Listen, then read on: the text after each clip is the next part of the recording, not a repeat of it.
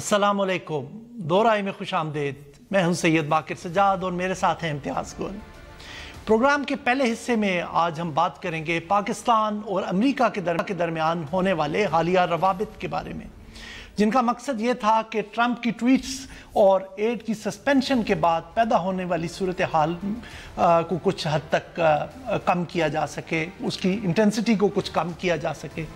तो दूसरे हिस्से में हम बात करेंगे ज़ैनब के कत्ल के केस की, जिसकी बाज़गश्त आज नेशनल असेंबली में भी सुनाई दी गई, और जहां हुकूमत बजाय अपनी लॉ इन्फोर्समेंट एजेंसीज़ की नाकामी पर और क्रिमिनल जस्टिस सिस्टम को रिफॉर्म ना करने की पेशेमानी तो हमें कम दिखाई दी, लेकिन दोनों साइड्स ने, ट्रेजरी ने और अपोजिशन बेंचेस ने, दोनों ने इसको पॉलिटिकल पॉइंट स्कोरिंग के लिए इस्तेमाल किया।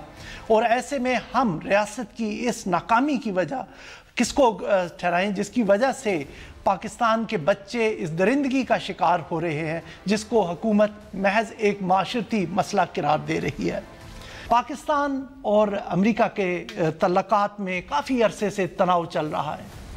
ये कुछ ट्रंप से पहले ही, प्रेसिडेंट ओबामा के ज़माने में ही ये मामलात ख़राब होना शुरू हो गए थे, लेकिन ख़ुसूसी तौर पर अफ़गानिस्तान की पॉलिसी के ऐलान के बाद मुश्किलात में इजाफा होता गया, और ट्रंप की न्यू ईयर ट्वीट ने तो जल्दी पर तेल का काम किया और हालात ज़्यादा कशीदा हो गए।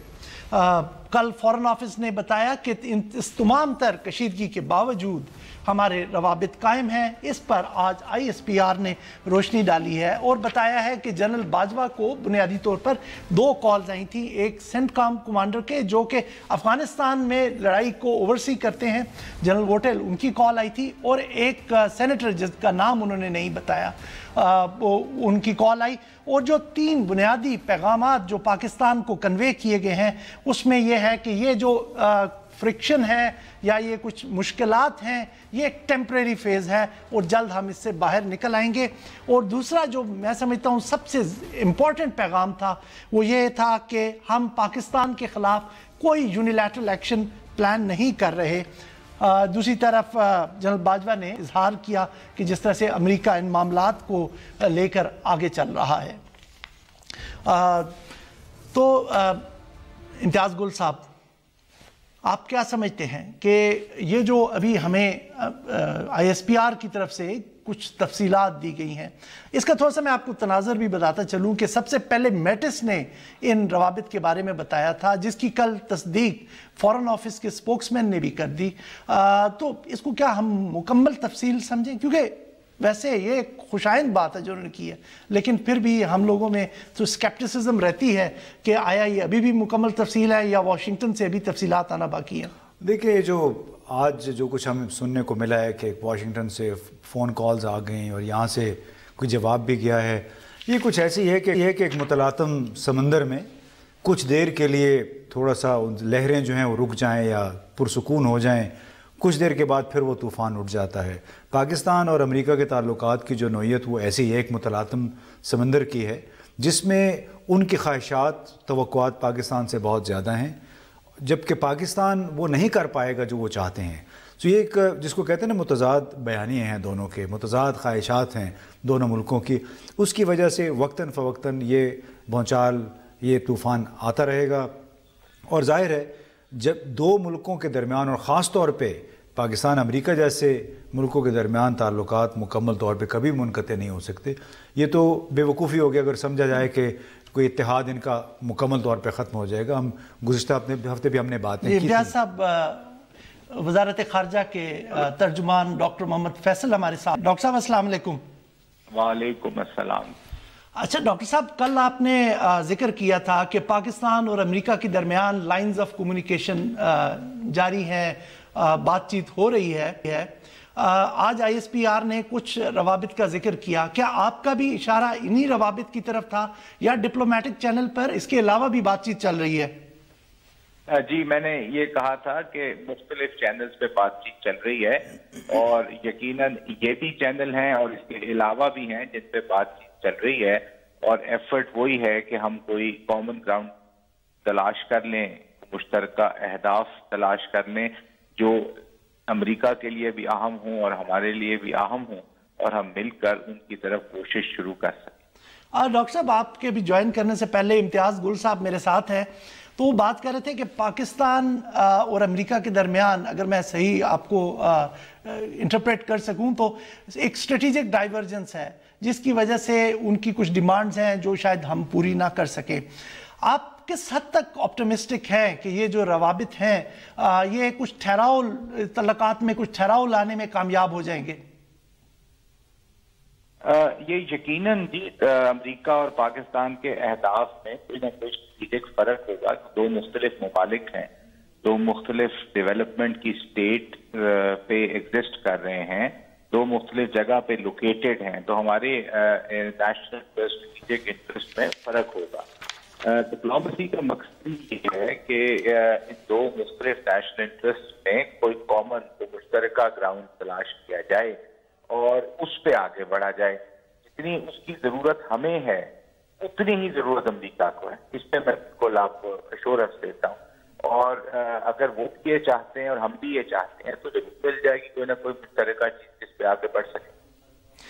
اچھا جی، پاکستان کی طرف سے جو میسیجنگ ہو رہی ہے، جو میں سمجھ رہا ہوں، وہ ایک کنسسٹنٹ ہے کہ جی ہم، جیسے ابھی آپ نے بھی اس چیز کا اعادہ کیا کہ ہم تعلقات کو جاری رکھنا چاہ رہے ہیں۔ آج کی جو آئی ایس پی آر کی سٹیٹمنٹ ہے جس میں ہم نے وار ایفرٹ کو سپورٹ کرتے رہنا ہے، یا ان کی جو کاؤنٹر ٹیررزم کی ایفرٹ کو ہے، افغانستان کو سٹیبلائز کرنے کی ایفرٹ ہے، اس کے لیے امداد کو جاری رکھنے کا فیصلے کا اشارہ کیا ہے، کیا ہم اس سے انٹرپریٹ یہ کر سکتے ہیں کہ ہم نے ان کو ایشورنس دے دی ہے کہ گراؤنڈ لائنز آف کمیونیکیشنز اور ایئر لائنز آف کمیونیکیشن جو ان کی ایک میجر کنسرن ہے وہ ہم ان کو ڈسٹرب نہیں کریں گے؟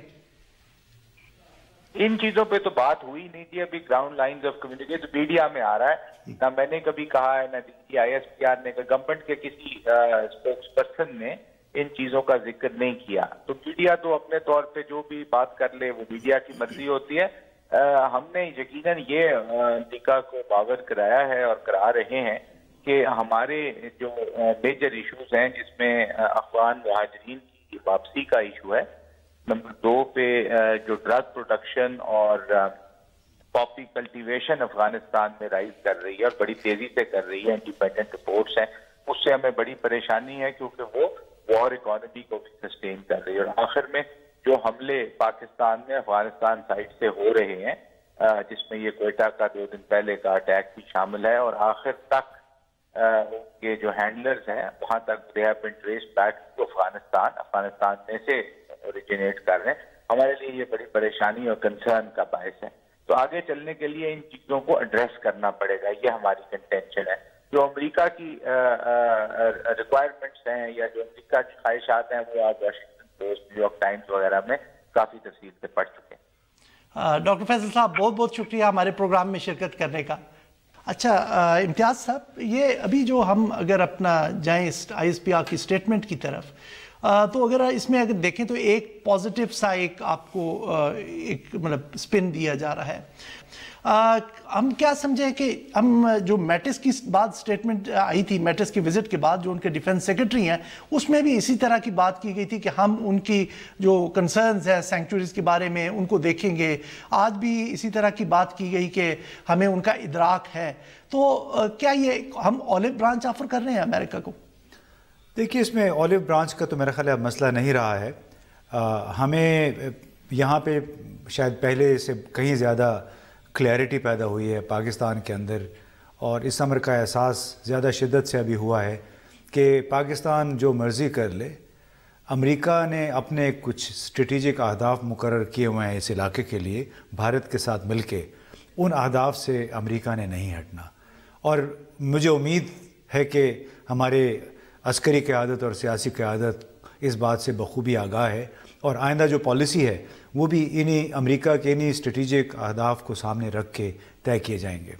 ناظرین، ابھی ہم ایک چھوٹی سی بریک کرتے ہیں، اور جب بریک سے واپس آئیں گے تو پاک امریکہ تعلقات پر ہم بات جاری رکھیں گے۔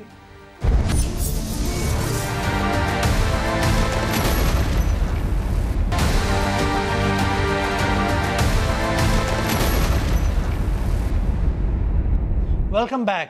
اس حصے میں ہم پاکستان امریکہ تعلقات پر امتیاز گل صاحب کے ساتھ بات چیت جاری رکھیں گے۔ امتیاز گل صاحب، اس ہفتے وزیر دفاع جناب خرم دستگیر صاحب ایک تھنک ٹینک میں گئے اور انہوں نے پاکستان اور امریکہ کے تعلقات پر روشنی ڈالی۔ ان کو یقیناً علم ہوگا یہ جو روابط ابھی ان کے ہوئے ہیں، جس کی آج جا کے ISPR نے کچھ انفارمیشن ہمارے ساتھ شیئر کی ہے، تو انہوں نے وہاں پر جا کے گلہ کیا کہ صدر ٹرمپ نے اسٹریٹجک ڈائیلاگ پاکستان کے ساتھ سسپینڈ کر رکھا ہے، اور پاکستان کو ان کو چاہیے کہ پاکستان کے ساتھ ایک کینڈیڈ، ایک بالکل فرینک ڈائیلاگ کرے۔ کیا آپ سمجھتے ہیں کہ وہ اس وقت جو روابط ہوئی ہیں اس سے مطمئن نہیں تھے؟ دیکھیے، بظاہر تو یہی لگتا ہے کہ مطمئن نہیں ہے۔ میرا اپنا یہ خیال ہے کہ پاکستان کو امریکہ کے ساتھ جو اسٹریٹجک ڈائیلاگ ہے تو بہت پہلے معطل کر دینا چاہیے تھا خود ہی، اس لیے آپ تو میرا خیال میں اب پہلے آپ نے ایڈ معطل کرا دی، وہ ہم نے کہا کہ ہم نہیں لینی چاہیے، اب آپ کہہ رہے اسٹریٹجک ڈائیلاگ نہیں، تو پھر کیا ہونا چاہیے؟ لیکن باقی اس کی بنیادی وجہ ہے نا، اگر آپ کے دوسری میز کے دوسری طرف ایک ایسی پارٹی بیٹھی ہوئی ہے جس کو آپ کے مفاد سے قطعاً کوئی سروکار نہیں ہے، جس کو آپ کے مسائل کا علم بھی نہیں ہے یا وہ علم نہیں رکھنا چاہتے ہیں، اور جو مسلسل آپ کو امداد کا نام لے کے دنیا بھر میں بدنام کر رہے ہیں، یہ کہہ کے کہ یہ ملک ڈبل گیم کھیل رہا ہے۔ بھلے ڈبل گیم کھیل رہا ہو، کون سا ملک ڈبل گیم نہیں کھیلتا بین الاقوامی سیاست میں؟ کیا امریکہ اور دوسرے ممالک خود ڈبل گیم نہیں کھیلتے ہیں؟ اب فلسطینیوں کے ساتھ مثال کے طور پہ اسرائیل جو کرتا ہے وہ کیا ڈبل گیم؟ اس پہ خاموشی امریکہ کی، وہ کیا ڈبل گیم نہیں ہے؟ لہٰذا میں یہ سمجھتا ہوں کہ جب تک اب ان کی ٹرمز آف انگیجمنٹ، جس کو کہتے ہیں رولز آف گیم، اثر نو تعین نہ ہو اس کا، اور ٹرانسپیرنٹلی تعین ہو، اور جو ہم تو پوچھنا چاہیں گے اپنی عسکری قیادت سے بھی اور سیاسی قیادت سے بھی کہ اگر آپ کے یہ جو اس وقت رابطے ہیں یہ تو ایک آپریشنل لیول کے رابطے ہیں، کیونکہ مکمل طور پہ تعلقات کبھی بھی منقطع نہیں ہو سکتے، لیکن ضروری ہے کہ اب جو تفصیلات ان کے ساتھ طے کی جائیں وہ قوم کے سامنے، پارلیمان کے سامنے رکھی جائیں اور پوچھا جائے کہ آیا ہمیں یہ کام کرنا چاہیے کہ نہیں۔ مثال کے طور پہ آپ کو علم ہوگا کہ یہاں پہ ڈرون حملے کتنے ہوئے 2008 جنوری کے بعد، جس انداز میں ڈرون حملے ہوئے خاص طور پہ فاٹا کے علاقوں میں، اس کی کہیں مثال نہیں ملتی۔ اور اس کی کیا وجہ تھی کہ اس وقت CIA کا جو سربراہ تھا مائیکل ہیڈن، وہ جنوری 2008 کے شروع میں آئے، یہاں 10 دن رہا، جنرل مشرف کے ساتھ ان کی ملاقاتیں ہوئیں، ISI والوں کے ساتھ ملاقاتیں ہوئیں۔ اس کے نتیجے میں انہوں نے فیصلہ کیا کہ تمام وزیرستان کا علاقہ وہ ان کی نگرانی میں چلا جائے گا، جبکہ باجوڑ، محمد جیسے علاقے تھے اس کی نگرانی پاکستان کی فوج کرے گی۔ اب یہ ایسا معاہدہ تھا جس کی نہ پاکستان کی وزارت خارجہ کو علم تھا، نہ ہمیں بتایا گیا، نہیں اونرشپ نہیں لیتے تھے، میرا خیال میں پتہ تھا، نہیں پتہ۔ دیکھیے ابھی ہم نے ان کے بعد اگر جو دیکھی جائے، ان کے بعد جو کئی دفعہ تو انہوں نے پروٹیسٹ بھی اس طرح سے کیا کہ زبانی جمع خرچ تھا، سیسیشن کی نہیں بات کرتے تھے، تو یہ ایک زبانی جمع خرچ تبھی ہوگا نا کہ آپ نے اس کو ویگ رکھا، آپ اس کی خود اونرشپ نہیں لینا چاہ رہے تھے، امریکہ کرتا رہے، آپ پبلک سینٹیمنٹ کو یہاں سیٹسفائی کرنے کے لیے امریکی سفیر کو طلب کر لیتے تھے، ایک ڈیمارش دے دیتے تھے۔ دیکھیے اس میں وہ جو مرضی ہوتا رہے، 10 سال تک اس ملک میں یا اس ملک کے کچھ حصوں میں جو ڈرون حملے ہوئے ہیں وہ جنرل پرویز مشرف کی CIA کے ساتھ، CIA کے سربراہ کے ساتھ خفیہ ملاقاتوں کے نتیجے میں کوئی تحریری معاہدہ نہیں تھا۔ اس کی تصدیق زرداری صاحب کا بھی نام آیا تھا، یہ دیکھیے مجھے نہیں معلوم کہ اس میں ذکر تھا کہ زرداری صاحب کا تو دیکھیے جی، زرداری صاحب بیچارے کا تو عمل دخل ہی نہیں تھا وہاں پہ، اور نہ ہی وہ کبھی فاٹا گیا، اگرچہ فاٹا کے انچارج اس وقت کے صدر تھے، لیکن یہ ان کے آنے سے پہلے ہوا۔ جو مجھے پتا ہے، جو مائیکل ہیڈن سے CIA کے جو سابقہ سربراہ، میری ایک ملاقات ہوئی واشنگٹن، میں نے ان سے پوچھا کہ ڈرون حملوں پہ آپ کا اتفاق رائے کب ہوا؟ انہوں نے انکار کیا، جواب نہیں دیا۔ پھر میں نے کہا کہ اب تو آپ سروس میں نہیں، ابھی آپ بتا دیں کہ آپ کا اصل میں کیا ہوا تھا۔ تو کچھ دیر کے بعد پھر انہوں نے کہا کہ ہاں اصل میں ڈرون حملے تو جولائی میں شروع ہوئے تھے 2008 کے۔ تو میں نے کہا اچھا اس دوران آپ پھر تیاری کرتے ہیں۔ بات آپ کی ٹھیک ہے کہ جو یہ ٹرانسپیرنسی میں یہ کہہ رہا ہوں کہ بالکل شفافیت ہونی چاہیے، تاکہ یہ بعد میں جو مسئلے اٹھتے ہیں کہ آج ہمارے کئی بھائی یہ مسئلہ اٹھا رہے ہیں کہ جی ہمیں جو نیٹو US کارگو سامان جو گزرتا تھا اس کا ہمیں چارج کرنا چاہیے تھا، بھئی اس وقت کیوں نہیں کیا آپ نے؟ کون آپ کو بیک ڈیٹ میں آپ کو یہ اتنے پیسے دے گا؟ آج بھی ایریل سپیس کھلا ہوا ہے، زمینی رستے سے بھی ان کے کنٹینر جا رہے ہیں، اس کے لیے اثر نو ہمیں شرائط طے کرنی ہوگی۔ وہ ٹھیک ہے، ٹرانسپیرنسی آ جائے گی۔ ہمارے جو سویلین لیڈرشپ ہمیشہ ڈکٹیٹرز پہ ڈال دیتے ہیں یا ملٹری رولرز پہ ڈال دیتے ہیں کہ وہ ٹرانسپیرنٹ نہیں تھے۔ آپ کو یاد ہوگا 2011 کے واقعہ کے بعد جو واقعات ساری اس وقت ہوئے، اس کے بعد ایک ریویو یہاں کیا گیا، parliamentary committee on national security بیٹھی، ان کو وہ معاہدے دیے گئے جو ٹرانسپیرنٹلی نہیں ہوئے تھے، جو خفیہ رکھے گئے۔ اگر یہ ٹرانسپیرنسی چاہتے ہوتے تو وہ معاہدے قوم کے سامنے لاتے۔ انہوں نے اس کے بعد ایک اور لاجسٹکس کا معاہدہ کیا جس کو بھی عوام کے ساتھ، پارلیمنٹ کے ساتھ نہیں شیئر کیا گیا۔ تو مسائل صرف ملٹری لیڈرشپ کے نہیں ہے، پولیٹیکل لیڈرشپ کے ساتھ بھی ہے، اور اصل میں جو پرنسپل ہے بیسک کہ جی دونوں ٹرانسپیرنٹ نہیں ہونا چاہتے۔ ذمہ داری تو سیاسی حکومت کی ہے، ذمہ داری پارلیمان کی ہے، یہ تو ان کا کام ہے۔ یہ ملبہ دوسری طرف ڈال دینا بڑا آسان ہوتا ہے، خود ذمہ داری کا کام جو ہے لکھنے پڑھنے کا، تفصیلات میں جانے کا، وہ تو سیاسی حکومت کا، دفتر خارجہ کا کام ہے، وزیر اعظم ہاؤس کا کام ہے۔ ایک فوج رکھی ہوئی ہے نا، فوج ظفر موج رکھی ہوئی ہے مختلف کاموں کے لیے، سیاسی فرنٹ کے لیے، اپنے پروپیگنڈے کے لیے۔ اس سے پہلے کے بھی کیونکہ بریک میں سے وقت تھوڑا رہ گیا، ابھی کل آئی ایس پی ایک اور امپورٹنٹ اناؤنسمنٹ کیا، انہوں نے کہا باجوہ ڈاکٹرائن جس کے خد و خال کچھ اس طرح سے ہیں کہ ہم پرامن بارڈرز چاہتے ہیں، ویپن فری سوسائٹی چاہتے ہیں، ٹیرر فری کنٹری بنانا ہے اس کو، رول آف لا ہونا چاہیے۔ ہماری نیشنل سیکیورٹی اسٹریٹجی ہونا چاہیے تھی یا یہ باجوہ ڈاکٹرن کا ہم انتظار کر رہے تھے؟ یہ دیکھیں مجھے تو اب سمجھ نہیں آ رہی۔ بڑی اچھی بات ہے، جنرل عائل شریف سے لے کے جنرل باجوہ تک فوج نے بڑا اچھا کام کیا، بڑے آپریشن کیے، لیکن یہ جو باجوہ نظریہ جو سامنے آیا ہے اس پہ مجھے نہیں سمجھ آ رہی کہ یہ ان کا کوئی شخصی نظریہ ہے، جی ایچ کیو کا ہے، یا ہماری ریاست پاکستان کا نظریہ ہے۔ کیونکہ اگر آپ اس کو دیکھیں ان کے پہلے دو اہداف جو ہیں کہ سرحدوں پہ باڑ لگانی ہے اور پرامن سرحدی علاقے ہونے چاہیے، یہ سب کی خواہش ہے۔ سرحدوں پہ باڑ لگانی سیاسی فیصلہ سیاسی ہے، لیکن ٹھیک ہے فوج اس کو بالکل زور شور سے کر رہی ہے، کرنا بھی چاہیے۔ اگلے 3 جو اہداف ہیں ان کا براہ راست تعلق سیاسی حکومت کے ساتھ ہے کہ اسلحے سے پاک معاشرہ ایک ہدف یہ ہے، دوسرا ہے پرامن ملک، تیسرا ہے رول آف لا۔ تو بابا یہ کام تو ہمارے پارلیمان کے ہیں، ہمارے وزارت خارجہ کے ہیں کہ شخصیت کے ساتھ اس کو پن نہ کریں، اس کو ایک نیشنل پالیسی بنائیں۔ جیسے ابھی لاسٹ نیشنل سیکیورٹی کمیٹی کی میٹنگ میں فیصلہ ہوا کہ ہماری جو نیشنل سیکیورٹی پالیسی ہے اس کو فائنلائز کیا جائے، تو میرا خیال میں یہاں پر یہ بھی فوج کو بھی چاہیے کہ ایک نیشنل پالیسی کی بات کی جائے، بجائے شخصیات کے اوپر اس کو رکھ کے کھیلا جائے۔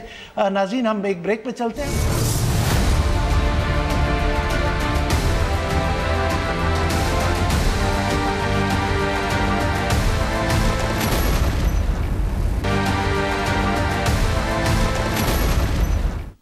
Welcome back. میں امتیاز گل صاحب سے پوچھنا چاہوں گا کہ امتیاز گل صاحب، جس سے ہم ابھی باجوہ ڈاکٹرائن کی بات کر رہے تھے اور اس میں آپ نے ذکر کیا کہ کچھ کام کرنے والے ہیں جو سویلین حکومت کو کرنے ہیں، تو وہ کس طرح سے فوج ان پہ کس طرح سے کرے گی یا انشور کرے گی کہ وہ ہوں، تو آپ تھوڑا سا اس پہ تھوڑی سی روشنی ڈالیں۔ دیکھیے بڑی اچھی بات ہے کہ چاہے جنرل عائل شریف تھے یا جنرل باجوہ تھے، ان کے تحت دہشت گردی کے خلاف بڑی زوردار جنگ لڑی گئی ہے۔ امریکہ کے ساتھ ابھی پہلی مرتبہ بڑے 2 ٹوک دبنگ انداز میں بات کی گئی ہے اور اس سے ایک اعتماد جھلکتا ہے۔ لیکن مجھے اس بات پہ فکر ہے کہ کیا فوج ابھی براہ راست اقتدار سنبھال کے ہماری پولیس کو ٹھیک کرے گی؟ کیا وہ براہ راست اقتدار سنبھال کے وکیلوں کو جو وکیل ہیں، ہماری مذہبی جماعتیں ہیں جو ناجائز انہوں نے قبضے کیے ہوئے ہیں زمینوں پہ، ان کو درست کرے گی؟ آ کے لوگوں سے اسلحہ کیسے وصول کرے؟ کیونکہ اس میں ایک یہ بھی ہے کہ اسلحے سے پاک معاشرہ، وہ تو آپ کی بھی خواہش ہے، میری بھی خواہش ہے۔ تو میرا خیال ہے کہ سمجھ رہے ہوں گے کہ ہم وہ جیسے ان ایڈ آف سول پاور ہمیں بلایا جائے گا تو مسئلہ مجھے نہیں پتہ، لیکن اس میں میرا خیال ہے کہ ہماری عسکری قیادت کو چاہیے کہ اپنے لیے ایسے اہداف کا تعین کریں جو ان کے کرنے کا کام ہے۔ باقی پریشر جانا چاہیے پارلیمان پہ، ان کو ضرور اس پہ پریشر ڈالنا چاہیے کہ آپ کی جو بنیادی ذمہ داری ہے وہ ضرور ادا کریں تاکہ ہم دونوں مل کے ان تمام لعنتوں سے اس ملک کو نجات دلا سکیں۔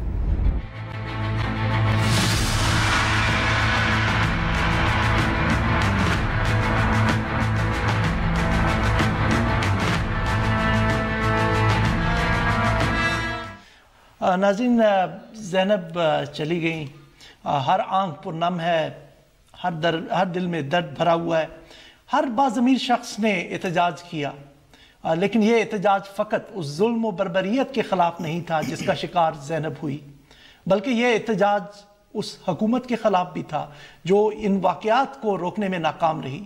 اگر ہم پیچھے دیکھیں تو زینب سے پہلے پچھلے سال میں 10 سے 12 بچے اسی طرح کے ظلم کا شکار ہوئے، لیکن ان واقعات کا سدباب نہیں کیا گیا۔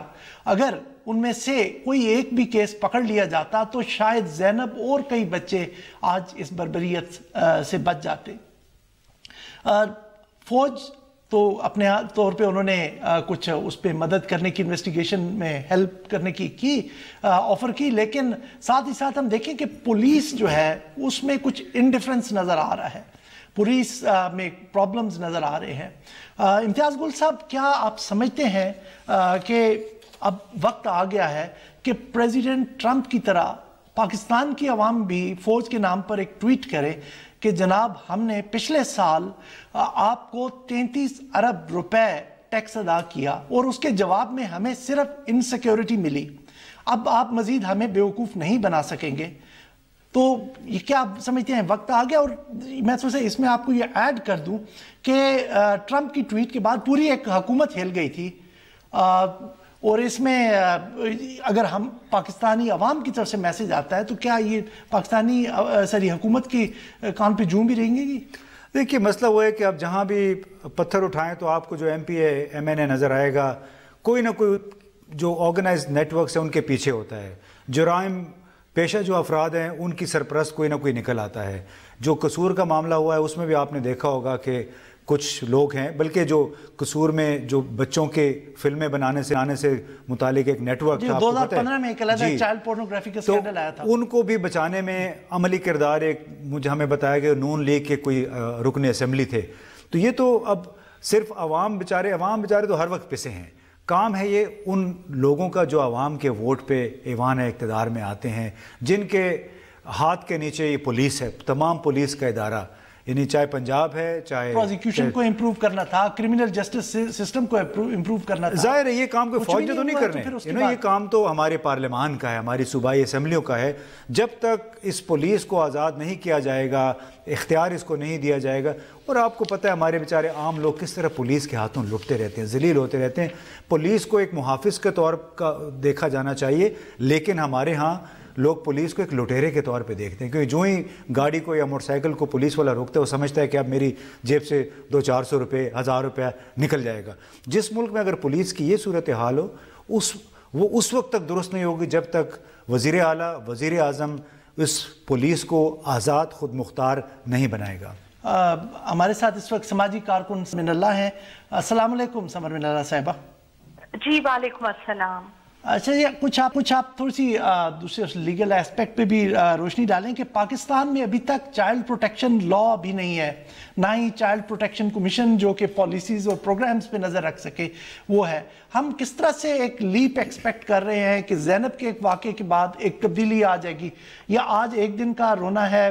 دیکھیں جہاں تک قوانین کی بات ہے تو بے شمار اس طرح کے قوانین ہیں جو کہ بچوں کو پروٹیکشن دیتے ہیں، اور اگر آپ کو یاد ہو ایک سپریم کورٹ میں بھی ایک کیس ہوا تھا ایک چھوٹی بچی کا، وہ بھی اسی ٹائپ کا کیس تھا جس میں بچی نے بھی آئیڈینٹیفائی کر لیا تھا۔ اس میں جو ڈائریکٹیوز آئے تھے وہ خود بہت زیادہ امپورٹنٹ ہیں جی، جس میں جو ڈی این اے سیمپلنگ کا اور کس طرح پروٹیکشن اس بچے کو دینا سب کچھ ہے، مطلب لیکن انفارچونیٹلی جب بات امپلیمنٹیشن کی آتی ہے وہاں سب سے زیادہ ہمارے سامنے کوتاہیاں نظر آتی ہیں، لوپ ہولز نظر آتے ہیں، اور خاص طور پہ جب ہم قصور کے اگزامپل کو دیکھتے ہیں، دیکھیں کوئی یہ راکٹ سائنس نہیں ہے، یہ ایک علاقے میں although پورے پاکستان میں ہوتا ہے، لیکن 2015 کے بعد جبکہ کچھ اتنا نہیں ہوا، ان لوگوں کو نہیں جو مین کلپریٹ تھا اس کو ابھی تک سزا نہیں ملی۔ تو یہ جو ریپیٹڈلی ہوئے ہیں 12 کیسز ہوئے ہیں، یہ کوئی اتنی میرے خیال سے حیران کن بات نہیں ہے۔ اچھا میڈم میں آپ سے یہ تو سب پتا کروں کہ اب یہ الیکشن ایئر ہے، آپ جیسے کہہ رہے ہیں بہت ساری چیزیں نہیں ہوئی ہیں، پولیٹیکل پارٹیز نے اس پہ پوائنٹ سکورنگ کرنے کی کوشش کی، انہوں نے کچھ براؤنی پوائنٹس گین کرنے کی کوشش کی، ساری جماعتوں نے اس سے فائدہ اٹھانے کی زینب کیس سے کوشش کر رہی ہیں یا کر چکی ہیں۔ تو آپ کیا سمجھتی ہیں کہ اس طرح کی چیزوں کے تدارک کے لیے پاکستان کی پولیٹیکل پارٹیز کو اپنے مینیفیسٹوز میں بھی کچھ ریفلیکشن دینی پڑے گی؟ دیکھیں مینیفیسٹوز میں تو بدقسمتی سے बिल्कुल भी बच्चों के राइट्स प्रायोरिटी नहीं है। ये बच्चे क्योंकि वोट इनका नहीं है, इनके लिए कभी भी हमने इनको इतनी अहमियत नहीं दी, इनको एक स्टेट लेवल पे हमने प्रायोरिटी नहीं समझा। आप आज भी देखें छोटे छोटे बच्चे जो घरों में काम कर रहे हैं, मजदूरियां कर रहे हैं, वो तो सबसे ज्यादा प्रोन होते हैं सेक्सुअल असॉल्ट के, लेकिन फिर भी हमारी सोसाइटी उसकी तरफ खामोश है। उस पे हम कोई सख्त हमारे नजर के सामने नहीं आता कि कोई एक्शन हो, कोई भी कानून साजी हो, कोई भी उस पे इम्प्लीमेंटेशन हो। तो मेरे सामने तो जी जो हकीकत है वो ये है कि बच्चे स्टेट के लिए प्रायोरिटी ना पहले थे, ना अभी तक रहे हैं, और जब तक इनको स्टेट नहीं एक रिस्पॉन्सिबिलिटी लेगा, इनके लिए नहीं अच्छे हिफाजती तदाबीर हर लेवल पे नहीं होंगे, तो इस तरह के केसेस तो होते रहेंगे जी। हम लोग जितना भी रोएं, हम जितना भी शोर मचाएं, ज़ैनब तो वापस नहीं आ सकती। और अगर कुछ होता भी है मैडम तो उनके उसके पेरेंट्स के लिए अब काफ़ी देर हो चुकी है, उनको तो शायद उस तरह से ज़ैनब दोबारा ना मिल सके। अगर इंसाफ भी उनको मिल जाता है तो ज़ैनब तो जिंदा सलामत उनके सामने नहीं आएगी। मैडम बहुत बहुत शुक्रिया। इम्तियाज़ गुल साहब, अभी जो हमने एक रिपोर्ट भी है अभी छपी है कि उसमें कहते हैं कि 30% जो है बच्चों के खिलाफ क्राइम में इजाफा हुआ है, और पंजाब में अगर देखें, अगर मैं वैसे तो पूरे मुल्क में हो रहा है इस तरह के वाक़यात रिपोर्ट हो रहे हैं, तो खुसूसी तौर पर हमें एक बेल्ट नज़र आती है लाहौर से लेकर रावलपिंडी तक। क्या वजह है? या ये इसमें वजह तो नहीं है कि यहाँ पर चूंकि मीडिया का फोकस है, यहाँ लोगों में अवेयरनेस ज़्यादा है, तो ये चीज़ें रिपोर्ट हो जाती हैं, जबकि देहातों में इनको दबा दिया जाता है? देखिए, इस नौयत के वाक़यात तो होते रहते हैं पूरे पाकिस्तान में, जैसे हमारे पड़ोस में भारत में भी बेशुमार इस नौयत के वाक़यात होते हैं। जो हमारा मखमसा है, हमारा जो डिलेमा है, वो ये है कि यहाँ पे जितने भी गरीब लोग हैं, गरीब आबादी है, उसकी तरफ तवज्जो नहीं है, वो उमरा की तरजीहात में शामिल नहीं है। तो उसमें चाहे बच्चे हैं, बच्चियां हैं या बड़े हैं, अगर वो गरीब तबके से ताल्लुक़ रखते हैं, उनके साथ यही कुछ होगा जो बेचारी ज़ैनब के साथ हुआ है। तो मेरा ख़्याल है कि हमारे जो हुक्मरान हैं, अशराफिया है, इन्हें जब तक एहसास नहीं होगा कि बच्चे सबके साझे होते हैं, सबके बच्चे मासूम होते हैं, जब तक उनको ये तवज्जो नहीं देंगे, उनकी हिफाजत का बंदोबस्त नहीं करेंगे, और उनके साथ जुर्म के मुर्तकिब होने वाले को जब तक सज़ा यकीनी नहीं होगी, उस वक्त तक ये जुराइम होते रहेंगे। दूसरे ममालिक में भी जुराइम होते हैं, लेकिन जब पता चलता है तो फ़ौरन सज़ा मिलती है। यहाँ पे मसला है कि जुर्म होने के दिन दिहाड़े जुर्म होता भी है, उसके बावजूद सज़ा नहीं मिलती। जी इम्तियाज़ साहब, यही फैक्ट है कि बच्चों को प्रायोरिटी बनाना पड़ेगा, और इस जो इम्प्यूनिटी का कल्चर है, जो क्रिमिनल्स खुलेआम खुले बंदों फिरते रहते हैं, उसको हमें काउंटर करना पड़ेगा। नाज़रीन, ब्रेक पे चलते हैं, और जब ब्रेक से वापस आएंगे तो इसी इशू के ऊपर बातचीत जारी रखेंगे।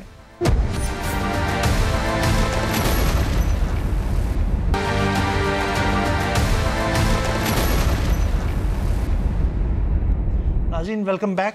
इम्तियाज़ साहब, जिस तरह अभी हम ज़ैनब के किस्से पे बात कर रहे थे, जिस तरह बेचारी उस जुल्म का शिकार हुई, स्टेट का हमने देख लिया प्रायोरिटी नहीं है, उनको बच्चों की सेफ्टी के कुछ भी मैयज़ नहीं लिए हुए, तो पेरेंट्स के तौर पे हमें क्या कुछ करना चाहिए? क्या वो इक़दामात हैं कि हम लें कि हमारे बच्चे महफूज रहे?